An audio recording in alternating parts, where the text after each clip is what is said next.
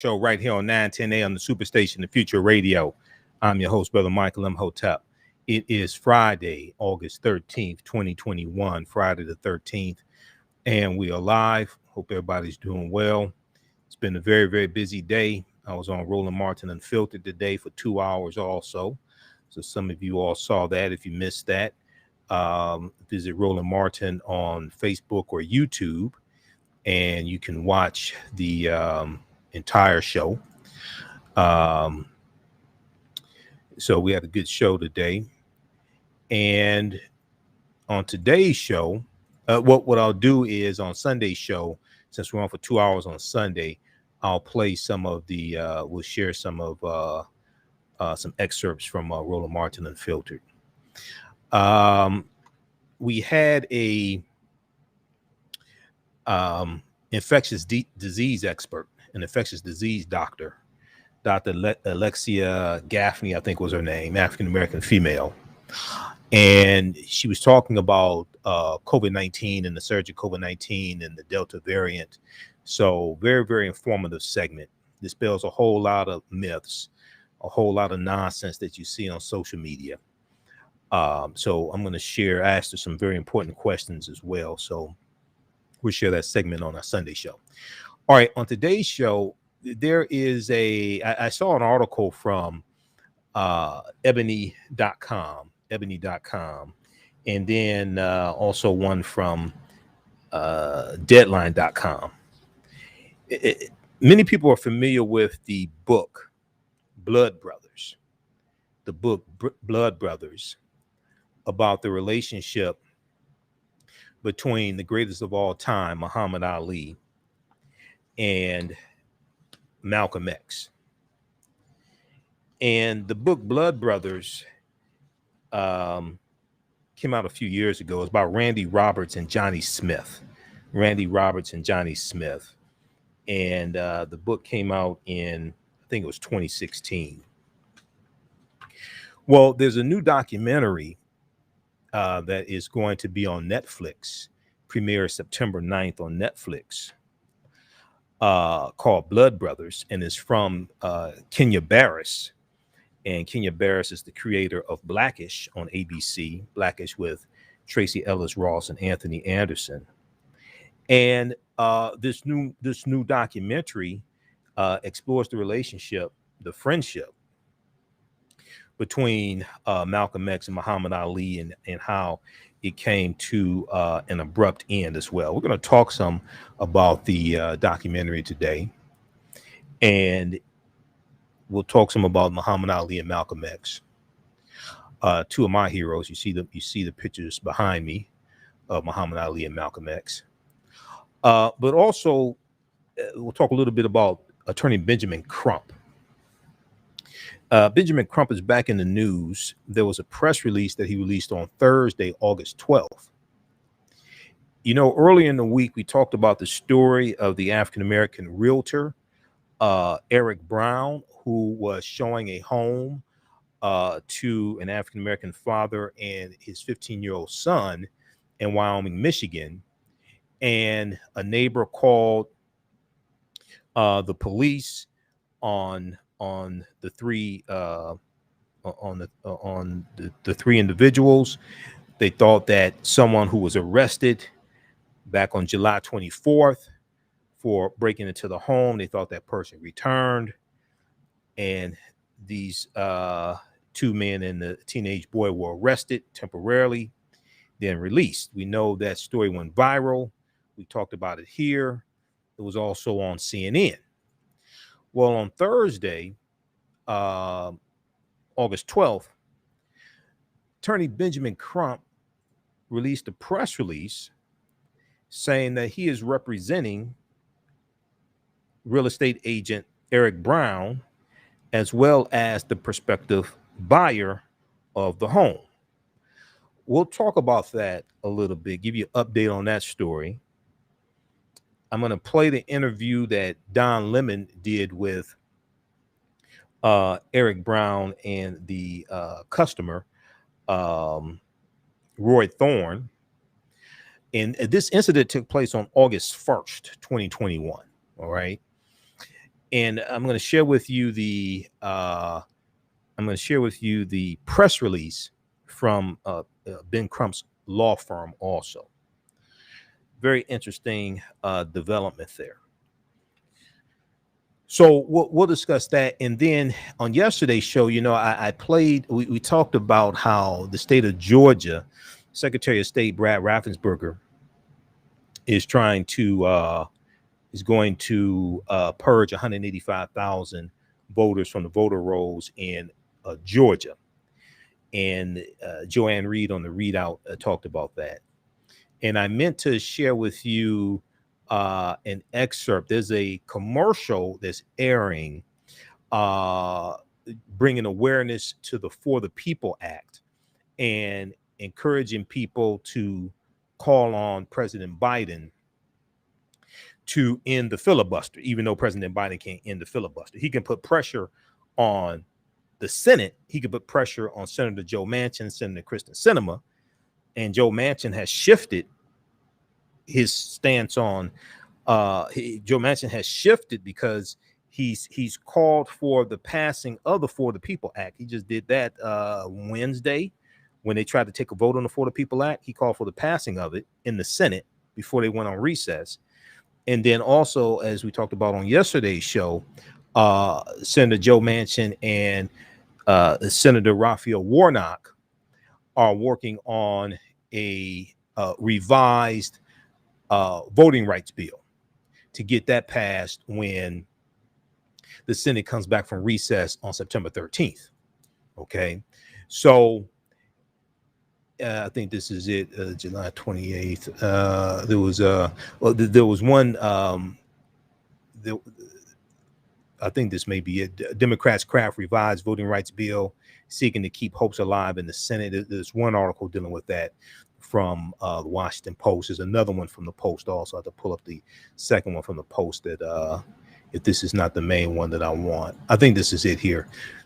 Democrats craft revised voting rights bill seeking to keep hopes alive in the Senate. This is from July 28th, 2021. Okay, so you have this taking place also. Now, in the commercial, there is a excerpt of Dr. Martin Luther King Jr. talking about the filibuster. And I'm going to play an excerpt of that actual video, okay? And he's talking about how the filibuster is used to block civil rights bills and how it's used by the minority to a minority of misguided senators should no longer be able to weaponize the filibuster against voting rights for Black and brown Americans. He's talking about how the filibuster was being used against African Americans. Okay, and I meant to play that clip on yesterday's show, but we ran out of time, so we'll do that today. And then also I'll give you a brief preview of the 10-week online course that I teach on Saturdays, 3 p.m. to 5 p.m. Eastern Standard Time, from the Civil War to the Civil Rights Movement and Black Power, 1865 to 1968.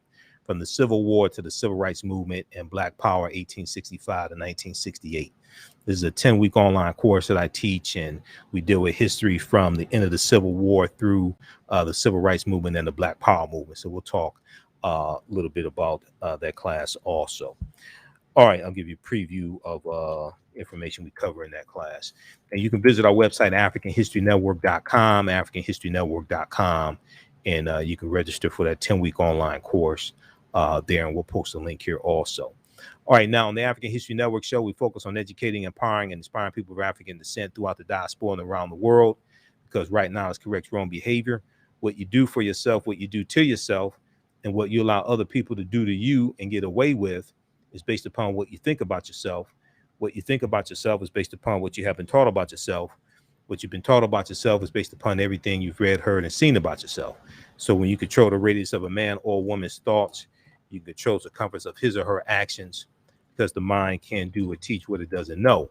Now, we deal with a number of different topics here on the African History Network show. We deal with current events and history and politics education, economic empowerment, entrepreneurship, relationships, love, sex, health issues, and much, much more.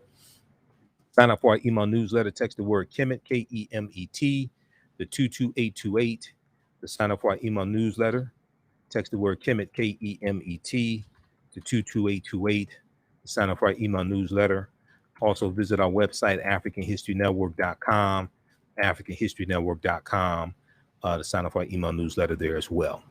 All right, and you can register for my online courses at our website, AfricanHistoryNetwork.com. I teach one on Saturday, one on Sunday. The one on Sunday is Ancient Kemet, the Moors, and the Maafa, Understanding the Transatlantic Slave Trade, what they didn't teach you in school. That's a 10-week online course also. Okay, I want to go to this first story here before the break. I just sent you the information also, Ed. Let's go to this first story here dealing with the documentary about Malcolm X and Muhammad Ali. Okay. The name of this documentary is Blood Brothers. I saw an article from ebony.com because the movie, there was a screening of it at the Martha's Vineyard African American Festival. Okay. Earlier this week, that was on Monday, August 9th. Okay. There was a screening of the film there. And it's based on the book that came out in 2016 called Blood Brothers, that deals with the relationship, the friendship between Malcolm X and Muhammad Ali, and how it came to an abrupt end as well. Deadline.com has an article on this also. If we flip over here, let's look at the article from Deadline.com. A documentary about the relationship between Malcolm X and Muhammad Ali from Kenya Barris of Blackish fame. Kenya Barris and his Calabo Inc. Society has been set at Netflix. So it's going to premiere September 9th, okay, on Netflix. And I'm going to renew my Netflix subscription because there ain't really nothing on Netflix that I want to see, but I'll renew it for this.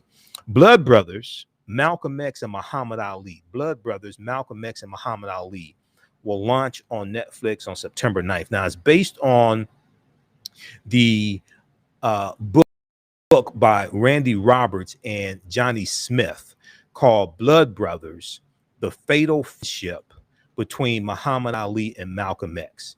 Blood Brothers, The Fatal Friendship Between Muhammad Ali and Malcolm X. Okay, that's the name of the book that it is based upon. Now, so the documentary comes from Kenya Barris, and its previous overall, and Kenya Barris has since moved to Viacom CBS after he had a deal with Netflix, but he has since moved to Viacom CBS in the deal that gives him equity in BET Studios, because we know BET, so I guess still think Bob Johnson owns BET. He does not. He sold that some years ago to Viacom. Viacom owns BET, MTV, and VH1, by the way. Now, it is Kenya Barris' latest documentary for Netflix. He is also producing a documentary on civil rights attorney Benjamin Crump, who we're going to talk about in a few minutes here. So we see a connection here between Muhammad Ali, Malcolm X, Benjamin Crump, and Dr. King. We're going to do it with all four of them in today's show. So the documentary, which Kenya Barris teased in his profile in 2020, features never before seen archival footage and the story behind the friendship between the civil rights leader, Dr. Martin Luther King, Malcolm X, the civil rights leader, Malcolm X, human rights leader, Malcolm X, and Muhammad Ali. Marcus A. Clark, who has helmed episodes of Netflix's Unsolved Mysteries, Rapture, Unsolved Mysteries and Rapture directs the documentary. So he's the director. Kenya Barris is the producer of this documentary. Now, Marcus A. Clark uh, talking about Malcolm X and Muhammad Ali. Malcolm X and Muhammad Ali are two of the most iconic and revered African Americans of the 20th century. And let me scroll this back up, of the 20th century. And yet the depths of their friendship and the influence they had on each other is largely unknown. Blood Brothers provides a deeper understanding into what made these two men tick. What made these two men tick? Blood Brothers provides a deeper understanding into what made these two men tick, the intense role faith played in their bond, and ultimately how their budding friendship came to an abrupt end. So, this is something that this is a documentary I'm looking forward to. Most of the documentaries on Malcolm X I have seen, including my favorite, which is Make It Plain. I think Make It Plain is probably the best documentary so far that I've seen on Malcolm X. I know there's one coming out that his daughters are doing, so that may even be better. It'd be from a different perspective, but Make It Plain has Dr. John Henrik Clark in the documentary, because Dr. Clark and Malcolm X were good friends also. We're going to pick this up on the other side of the break. We'll talk some more about this documentary that premieres September 9th. We'll talk some about Dr. King, and we'll talk about the secret friendship between Dr. King and Muhammad Ali that a lot of people don't know about. I'm going to I'm going to play an excerpt of a press conference that they held in March of 1967. And then we'll also talk about Benjamin Crump, representing the African-American realtor who was arrested in Wyoming, Michigan, just selling while black. You listen to the African History Network show right here on 910 a.m. Superstation and Future Radio. I'm Michael Imhotep. We'll be back in a few minutes. All right, stand by, everybody. Stand by. How's everybody doing? Share this broadcast on your social media platforms. Invite your friends to tune in. You can support the African History Network, $ the AHN show through Cash App. $ the AHN show through Cash App. Also through PayPal, paypal.me/the AHN show. Okay, everybody, y'all can share this broadcast. All right. Who still needs to register for my new 10-week online course I teach on Saturdays? From the Civil War to the Civil Rights Movement and Black Power, 1865 to 1968. We do that 3 p.m. to 5 p.m. on Saturdays. Who still needs to register for that course? We'll post a link here.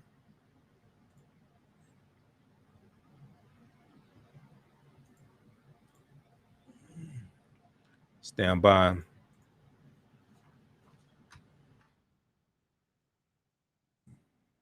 Post that link here.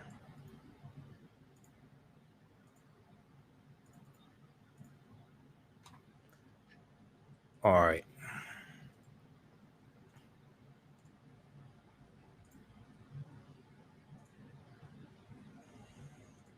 Stand by. Back from break in 2 minutes. Stand by.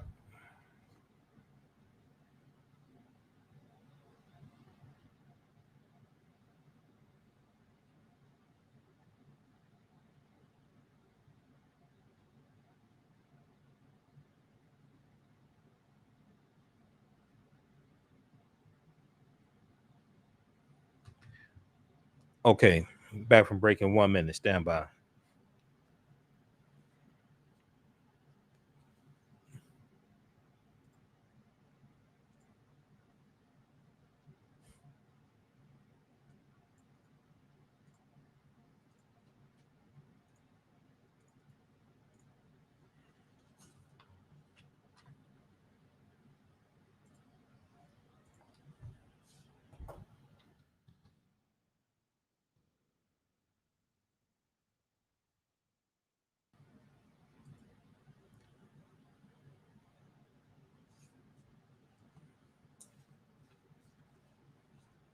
Okay, back from break. Back from break in like 1 minute. Stand by.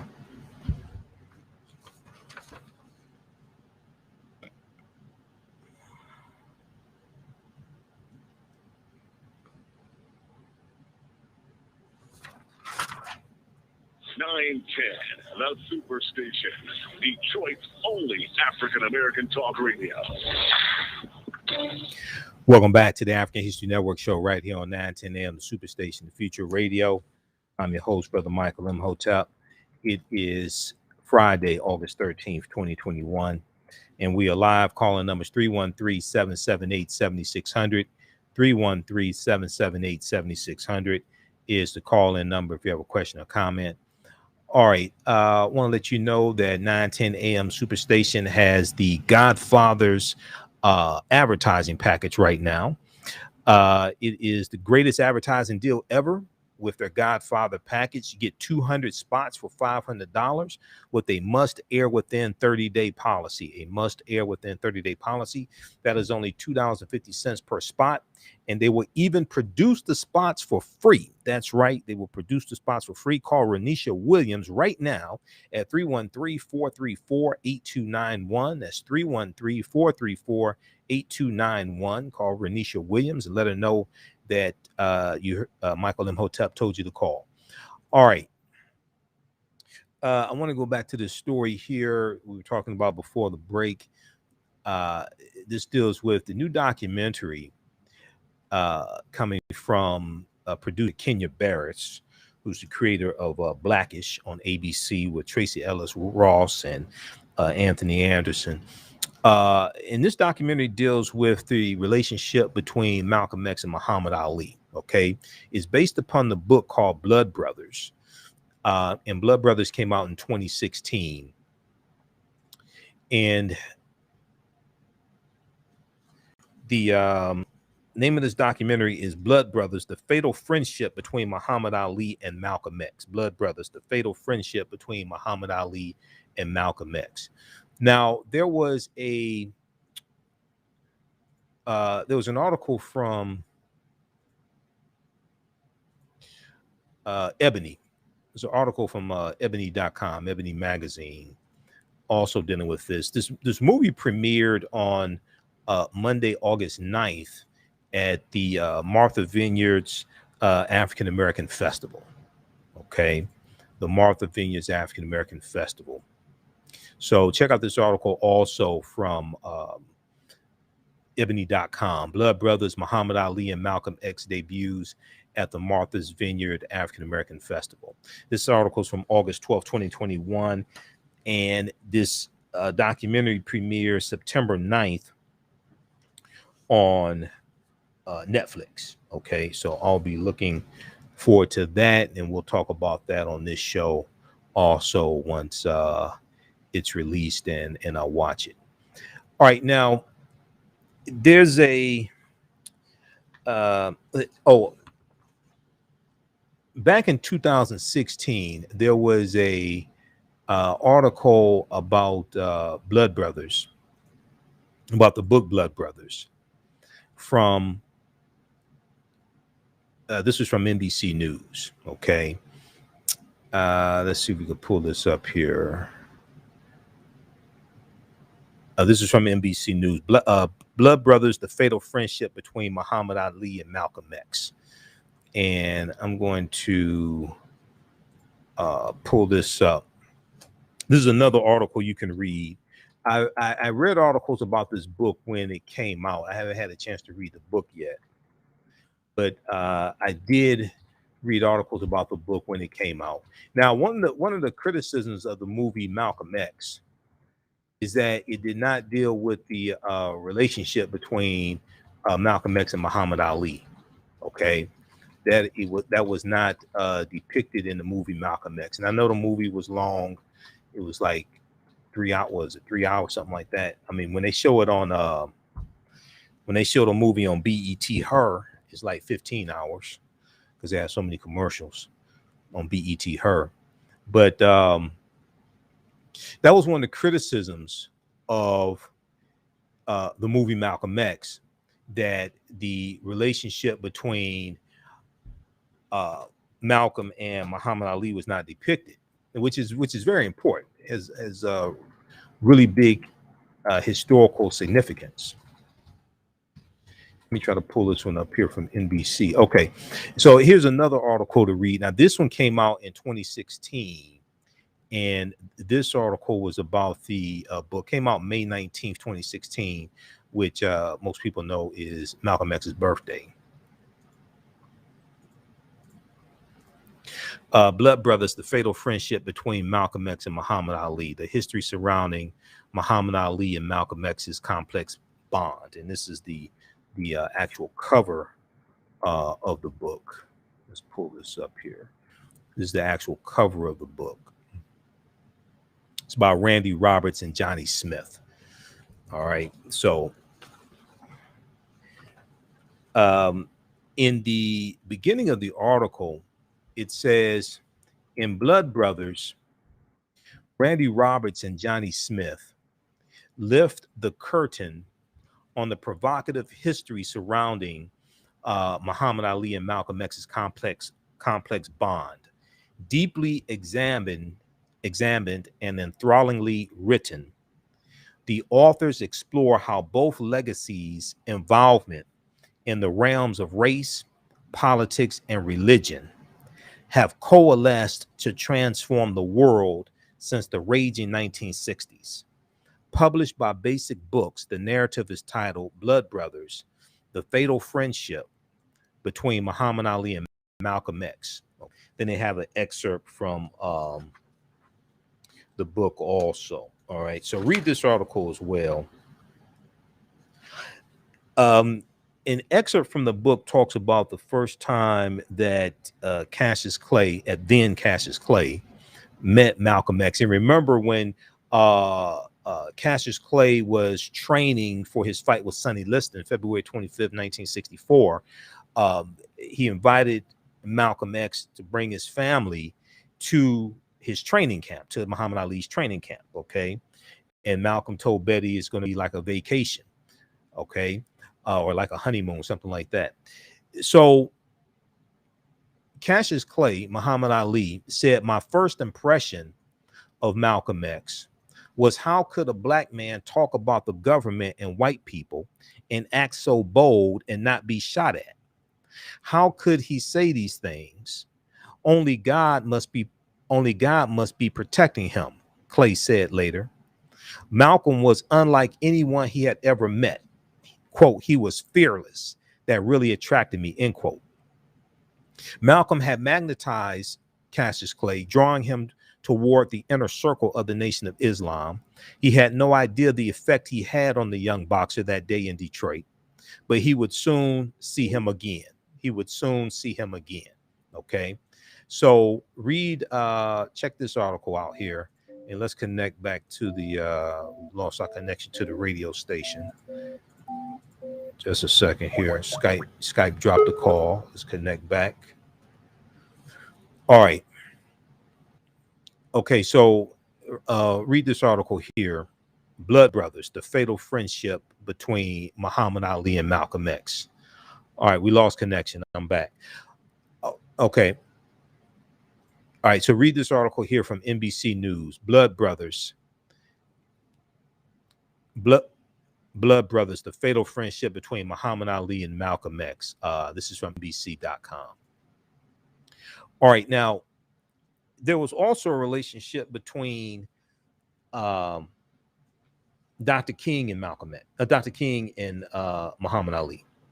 There was also a relationship between Dr. King and Muhammad Ali. Well, we know Dr. King and Malcolm X met once. That was March 26, 1964. When Muhammad Ali, Cassius Clay, fight Sonny Liston, February 1964, is going to be the next month that Malcolm X officially separates from the Nation of Islam. Malcolm X officially separates from the Nation of Islam March 8th, 1964. Okay, March 8th, 1964. It's going to be later in that month that Malcolm X meets Dr. King for the first and only time. That was March 26, 1964, at the U.S. Senate debate for the Civil Rights Act, okay, of 1964. Malcolm goes there, and then March 29th, 1964, Malcolm delivers the speech, the ballot, or the bullet in Washington Heights, New York. That's March 29th, 1964. He's going to deliver the speech again April 3rd, 1964, in Cleveland, Ohio, and he's going to deliver it again April 4th, 1964, in Detroit, Michigan, at King Solomon Baptist Church. Okay, so he delivers the ballot of the bullet March 29th, 1964. Okay, 3 days after he meets Dr. King. He delivers it April 3rd and then April 4th, 1964. There was a secret friendship between Dr. King and Muhammad Ali. In March of 1967, Malcolm is already assassinated. Malcolm's assassinated February 21st, 1965. In March of 67, Dr. King and Muhammad Ali have a press conference. They have a meeting, then they have a press conference, a brief press conference about the meeting. Okay, we're gonna go to clip. We're gonna go to clip one, Ed, and they talk about their opposition to Vietnam. Now, it's going to be we're going to go to clip number one from YouTube. Heavyweight champion Muhammad Ali got together with civil rights. Okay, hold on. Stop the clip. Hold on. Just pause the clip. Just start from the beginning. Just pause the clip. I'll introduce it. This is the month before they officially come out in opposition to the Vietnam War. Now, it's going to be April 4th. Now, this clip is late March 1967. It's going to be April 4th, 1967, that Dr. King delivers his speech Beyond Vietnam, where he officially comes out in opposition to the Vietnam War and gives a speech about it. It's going to be late in April 67 that Muhammad Ali is going to refuse to be drafted into the army. He refuses to take the step forward and be drafted in the army, as we see dramatized in the movie The Greatest, where Muhammad Ali plays himself. Okay, so in March of 1967, these are probably the two most recognizable African-American men in the country, Dr. King and Muhammad Ali. All right, let's go to this clip.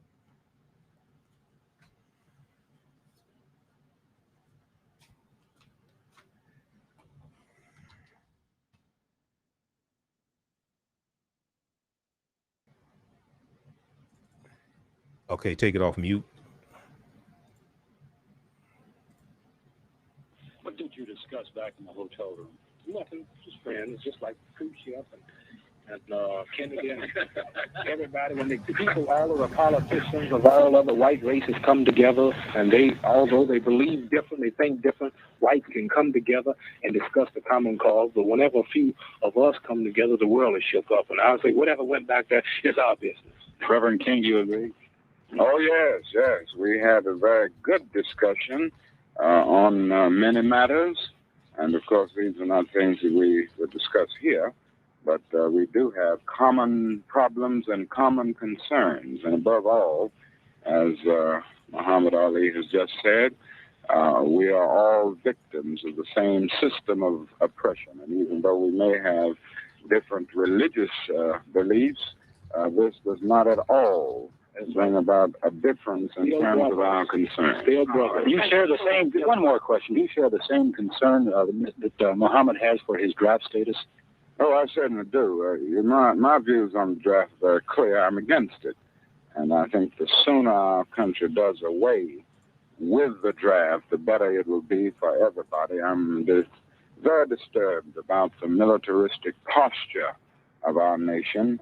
And I think until we have a radical reordering of priorities in our country, we're going more and more to the depths, and I should say to the doom that follows arrogance of power, as Senator Fulbright said. Okay. All right. So that is from March 1967. That is Dr. King and Muhammad Ali at a press conference talking about the meeting that they had. And there's a point in there where Dr. King talks about the differences that they had. And Muhammad Ali says, but we're still brothers. Muhammad, minister in the Nation of Islam. Dr. King is a Black Baptist minister. And there's a sermon that Dr. King gives when Muhammad Ali refuses to be drafted. And it's on YouTube. There's an excerpt of it on YouTube where Dr. King says you have to admire Muhammad Ali's courage. You may disagree with some of his religious beliefs, things like this, but you have to admire his courage, okay, not to be drafted. So here you have a press conference with probably the two most well-known African-American men in the country at the time in 1967.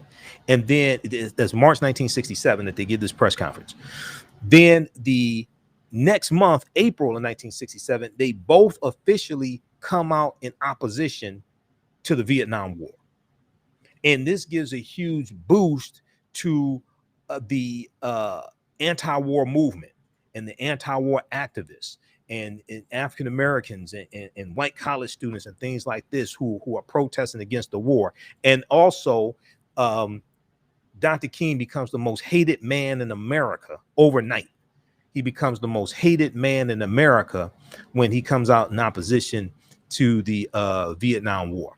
Okay, so that press conference, that was from March 30th, 1967. Okay, March 30th, 1967. That's on YouTube. Heavyweight champion Muhammad Ali got together with civil rights leader Martin Luther King. That's courtesy Associated Press.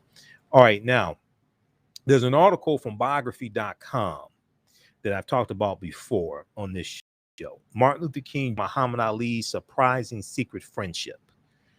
This is from biography.com. Very good article by Aaron Blakemore from originally January 14th, 2019, updated January 29th, 2021. Martin Luther King Jr. and Muhammad Ali's surprising secret friendship. And here you have Muhammad Ali and Dr. King, and Muhammad Ali saying that we're still brothers, even though we have differences. And this goes back, reminds me of Malcolm X in July of 1963, the month before the March on Washington, when Malcolm X sends a letter to the leading civil rights leaders, the big six civil rights leaders, including Dr. King, requesting a meeting with all of them, including Dr. King, and Malcolm was calling for a unification of the civil rights leaders and their followers, while Malcolm was still in the Nation of Islam. This is July 1963, and Malcolm said we have to find a common solution to a common problem posed by a common enemy. Here you have Muhammad Ali in the interview we just played. Muhammad Ali is talking about Kennedy meeting with Nikita Khrushchev, leader of the USSR. And if we go back to 63, Malcolm X said that if Kennedy and Khrushchev could put aside their major differences and have a meeting, then African-American leaders, Negro leaders, should be able to put aside their minor differences and come together and have a meeting. And he said we have to find a common solution to a common problem posed by a common enemy. There was an article by I think this was Deneen L. Brown for the Washington Post. And this one here is Martin Luther King and Martin Luther King Jr. and Malcolm X met. Martin Luther King Jr. met Malcolm X just once. The photo still haunts us with what was lost. The photo still haunts us with what was lost. We're going to go to clip 2 in just a second here. Dr. King, we'll go to clip 2 in just a second here.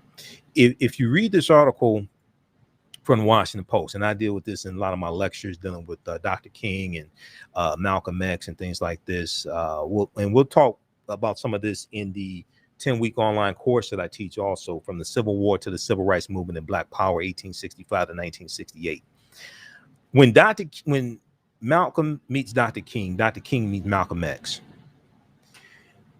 Malcolm tells Dr. King, I'm throwing myself into the heart of the civil rights struggle. I'm throwing myself into the heart of the civil rights struggle. This is March 26, 1964. This is at the U.S. Senate debate for the Civil Rights Act of 1964. Malcolm has already officially left the Nation of Islam. He officially separated from the Nation of Islam March 8, 1964, after having been silenced for President Kennedy after Kennedy was assassinated in November 1963. See, a lot of people see the crucial period of time of Malcolm's life is when he leaves the Nation of Islam. And March 26th, now this is before Malcolm goes on his Hajj to Mecca. That's late April and May 64. He goes on his Hajj to Mecca. Then June 28th, 1964, Malcolm delivers his speech that people call the by enemies necessary speech, but he's announcing the formation of the Organization of Afro-American Unity, and he's laying out the platform of the Organization of Afro-American Unity. Okay, that's June 28th, 1964. He lays out the political platform, economic platform. He talks about voting. He talks about registering people to vote as independents as well. He's talking about not voting for a party, but voting for policies. And he says we need to register we need to register Black people in Harlem, register them as independents. That's in the speech. Okay, when I hear people talk about Malcolm, a lot of times they don't talk about that. This is why we got to study Malcolm also, not just when he's in the Nation of Islam, but also after he leaves the Nation of Islam. So Malcolm joins the Civil Rights Movement. He goes down to Mississippi, and he goes to Alabama because Dr. King's in jail in Alabama. He goes to Alabama in 65, early 65. He goes to speak to SNCC also, okay, and he go Fannie Lou Hamer invites him to come speak to SNCC. He goes to speak to SNCC. When Malcolm leaves the Nation of Islam, and as a matter of fact, if you actually read the speech, Ballad of the Bullet, especially the one from March 29th, 1964, Malcolm is talking about injecting Black nationalism into the civil rights movement. That's one of the major themes of the speech. I hear people talk about the speech. I find it interesting they don't mention that. When you actually read the speech, like for instance, you can read these what are my books on Malcolm? We've got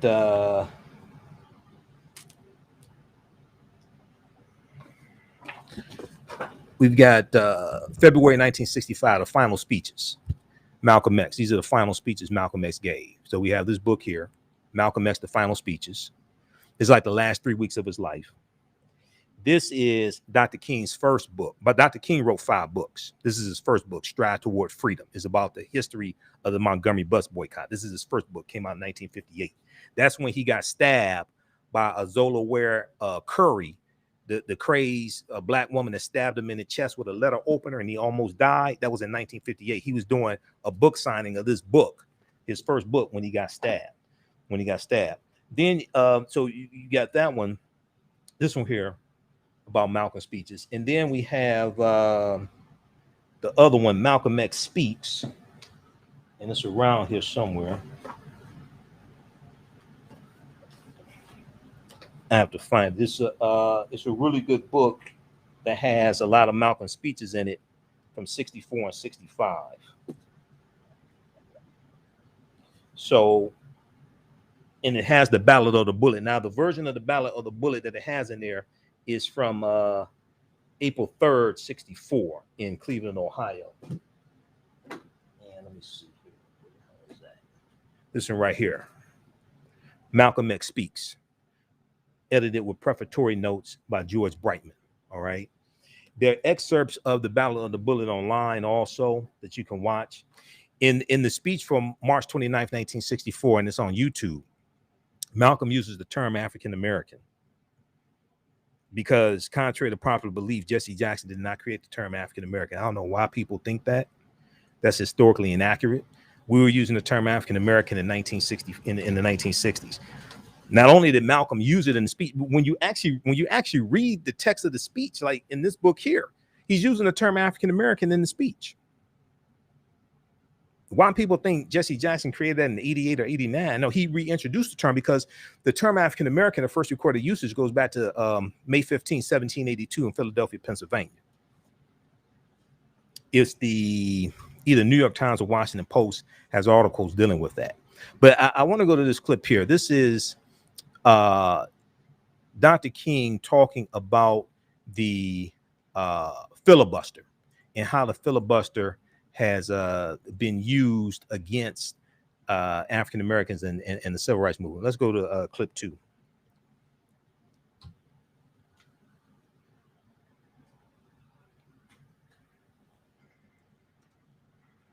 This is Dr. King on the filibuster. Take it off mute.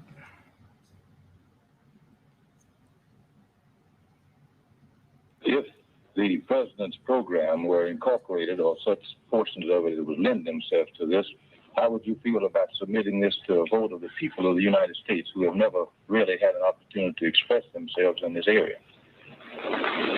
Well, this will certainly be all right with me because I think the vast majority of people in the United States would vote favorably for such a bill. I think the tragedy is that we have a Congress with a Senate that has a minority of misguided senators who will use the filibuster to keep the majority of people from even voting. They won't let the majority of senators vote.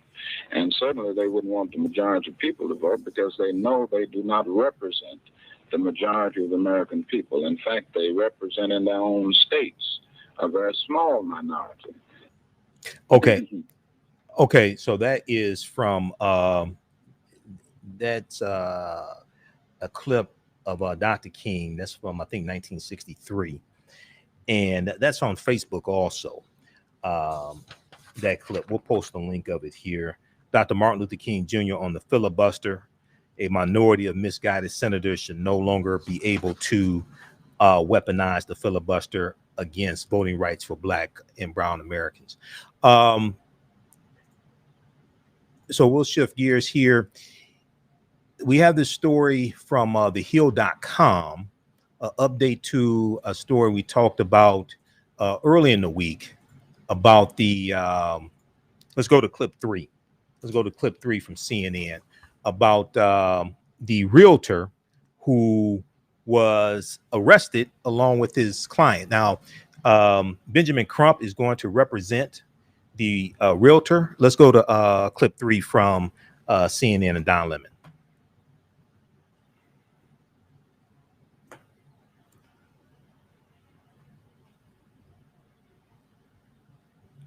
Take it off mute.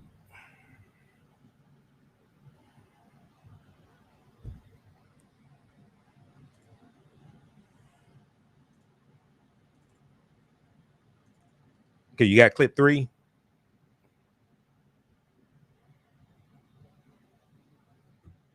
Okay, we'll go to that in just a second. So imagine touring a home up for sale and being met by police with guns drawn. It happened on Sunday in Michigan to a Black realtor and his Black client, and the client's 15-year-old son, who's seen here on police body cam video being put into handcuffs. All 3 were cuffed. Now, they say if they were white, it wouldn't have happened. Police say a white neighbor called 911 reporting a break-in after seeing the 3 men at the vacant home. This is dash cam video. It shows one of them leaving the house with his hands up. It turns out a different man was arrested at the home a week earlier for unlawful entry. The Wyoming, Michigan police saying tonight in a statement, after a thorough internal review of the actions of each of our public safety officers who responded to this incident, we have concluded race played no role in our officers' treatment of the individuals who were briefly detained, and our officers responded appropriately. While it is unfortunate that innocent individuals were placed in handcuffs, our officers responded reasonably and according to department policy based on the information available to them at the time. Well, let's talk about this. Joining me now with their perspective, the prospective home buyer, Roy Thorne, his son Samuel, Eric Brown, the realtor showing the home. Thank you all for joining. I appreciate you joining. I'm sorry this happened to you. Let's discuss. Eric, you heard what the police said. What did this feel like for you? Did it feel like profiling, racial profiling? It did. Honestly, it did. In that moment, it certainly felt that way. It's difficult to justify that type of what I felt a tactical type response. There was a strategy there, and then they were surrounding the home without our knowledge, and we weren't made aware of their presence. So yeah, for sure, it felt. I don't feel like a home that had been on the market for this length of time, with the number of showings, given the climate and activity in our market, that no one else had that type of or level of force or response. Yeah. Look, Roy, I'm glad you're here and you're healthy now, but you had to be worried that it wouldn't be the case while this was all happening. Yeah. I was worried. I was very worried initially when it all started. Not knowing that the officers were out there until I saw two officers outside the window on the side of the home after Sammy told me that there were cops outside. He was downstairs and he came upstairs where Eric and I were. And once I saw the two officers with their guns drawn, and I saw them doing hand signals, signaling each other to surround the house, and I noticed that, and one officer was heading to the back, and that's when I really got paranoid, because I knew once they surrounded the home, they were just preparing for a standoff, and so my instincts told me we need to get out of here, we need to get to where they can see that we're not a threat. All right, pause it right there. Pause it right there. Okay, so we know they were arrested for a short period of time, about 10 minutes or so. About 10 minutes or so, as the videotape showed, right about that amount of time. Now, update to the story. TheHill.com has an article here from August 12th, Thursday, August 12th, 2021. Ben Crump representing Black Realtor, prospective buyer handcuffed at home showing. Okay, this is at TheHill.com, and there is a press release here. I went to Ben Crump's. I follow him on Twitter. There's a press release that he released on August 12th. And okay, those watching on our Facebook fan page, The African History Network, and our YouTube channel, keep watching. We're going to keep going for a couple more minutes. We'll talk about this press release. Visit our website, AfricanHistoryNetwork.com, AfricanHistoryNetwork.com. You can register for the online courses I teach on Saturdays and Sundays. And we'll be back Sunday night. Right now, it's correct. Wrong behavior is not over till we win. Wakanda forever. We'll talk to you next time. Peace. All right, stand by. All right, everybody, be sure to visit our website, AfricanHistoryNetwork.com, AfricanHistoryNetwork.com, and register for the class I teach on Saturdays, from the Civil War to the Civil Rights Movement and Black Power, 1865 to 1968. It's a 10-week online course, and we deal with history from the at the end of the Civil War, Reconstruction, 1865 to 1877, Jim Crow era, World War I, World War II, Civil Rights Movement, Black Power Movement. We do the class live. All the sessions are recorded. You can go back and watch it over and over again. Click on register here. It takes you to the next page, and just click on enroll at the next page, on the next page. And you can register for the course. It's regularly $130, on sale $80. As soon as you register, you can start watching content. You can watch the class from last week, and we have some bonus content there also. Okay, so just click on enroll. All right, let's continue here. So, looking at the press release from Ben Crump's law firm. This was released Thursday, August 12th. Can I pull this up at all? All right. So this is regarding Wyoming, Michigan. Nationally renowned civil rights and personal injury attorney Ben Crump has been retained by Eric Brown and Roy Thorne, two men who were wrongfully detained and handcuffed by the Wyoming Police Department during a house showing. Wyoming police officers swarmed a home and detained and handcuffed Brown, who is a realtor, Eric Brown, his client Thorne, and his 15-year-old son during a showing. And let me see if I think we have, let's see, can we blow this up some more? Let's look at this here. I saved the press release. Let's flip over, try to bring it up this way and zoom in on it.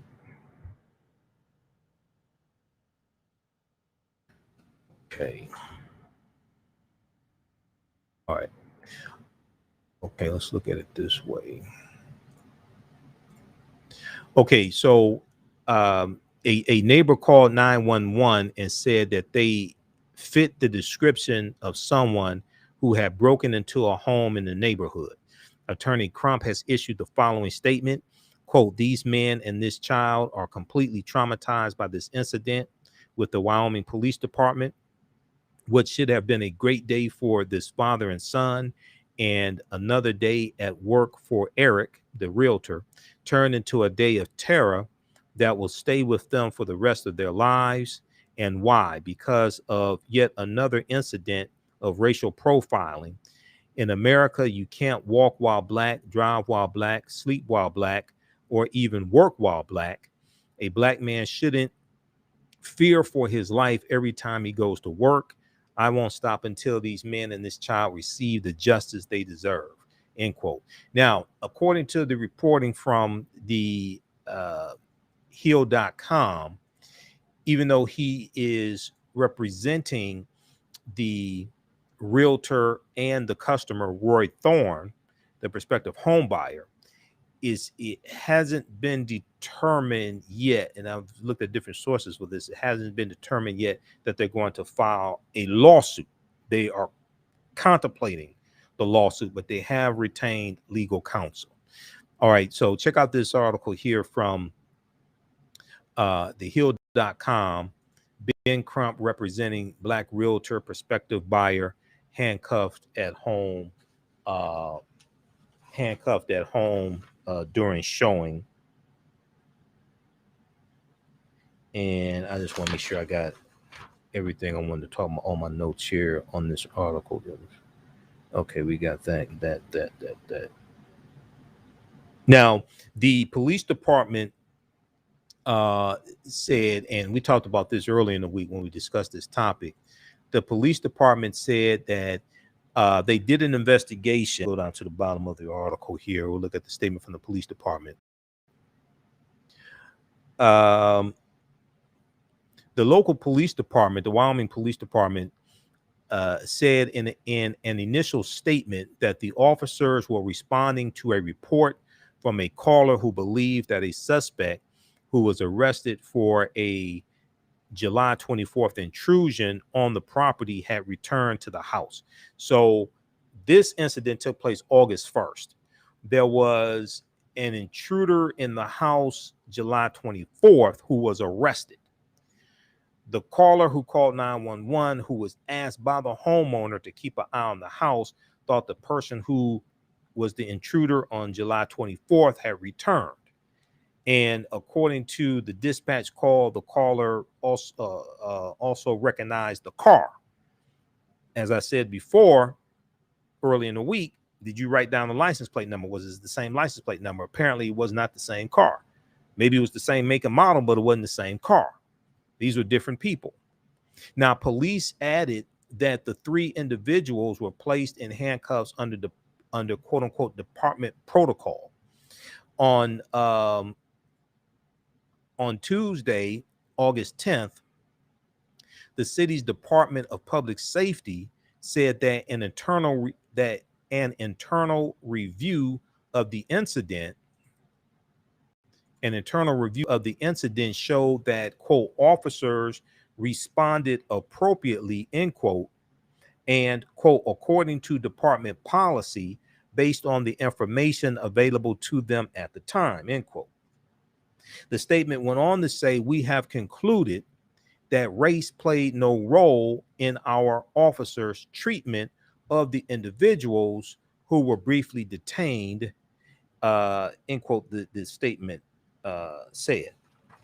All right. So you can read this article in its entirety. We'll see what happens with this case here. Now, if you like this type of information, you can support the African History Network, $ the AHN Show through Cash App, $ the AHN Show through Cash App, also through PayPal, paypal.me/the AHN Show, paypal.me/the AHN Show. This helps us keep doing the research, stay on the air, keep broadcasting. We're here 6 days a week, okay? And this helps us stay on the air, finance the show, pay some of the bills, etc. We're here Monday through Friday, 11 p.m. to midnight Eastern Standard Time, and Sundays, 9 p.m. to 11 p.m. Eastern Standard Time. We rebroadcast these shows throughout the day on our Facebook fan page, The African History Network, The African History Network, and our YouTube channel, Michael Imhotep, IMHOTEP. These shows are also an audio podcast format as well. So wherever you get your audio podcast from, search for the African History Network show. We're on iHeartRadio, iTunes, Stitcher, Castbox, FM Player, TuneIn. Download the iHeartRadio app, search for the African History Network show, search for the African History Network show. The African History Network show, they have about 300 of our podcasts there. This is our official Cash App account, $ the AHN Show, SHOW. When you go there, it'll show my name, Michael, and it'll show my picture. These other ones are fake African History Network Cash App accounts. That's not us. I've already reported them to Cash App. And at our website, AfricanHistoryNetwork.com, you can, when you scroll down the page, it has information for the radio show. Click right here to listen to podcasts. It takes you to our Blog Talk radio show, where we have about 1,000 podcasts there of the show also, going back to 2010. All right.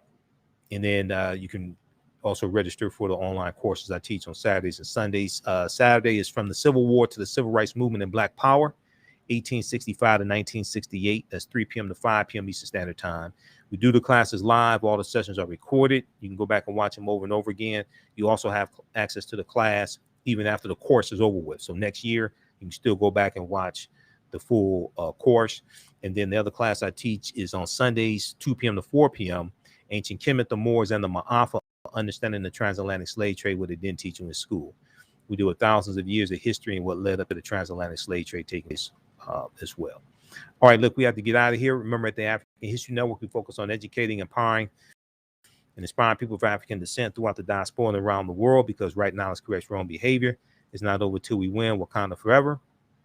We'll talk to you next time.